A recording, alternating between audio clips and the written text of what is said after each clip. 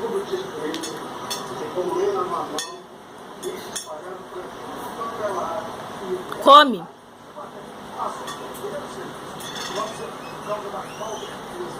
Só na área de limpeza e conservação, há 15 empresas não recebem repasse de verbas. Algumas delas não têm acordo com dinheiro há mais de 14 meses.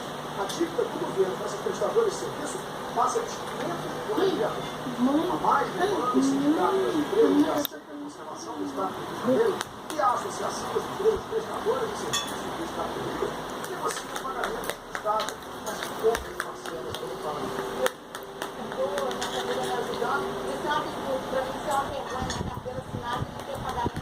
Come direitinho.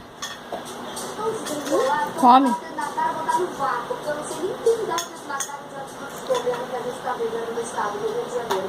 Ganha os dois, um é dedo na cara.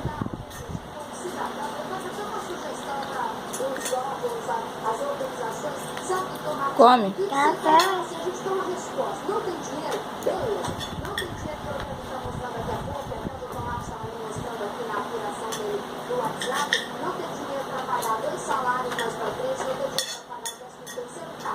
Ok, mas cadê o dinheiro que entra no Estado? Vamos jogar no conjunto, joga na mesa, a gente tem a habilidade de uma governada. Come.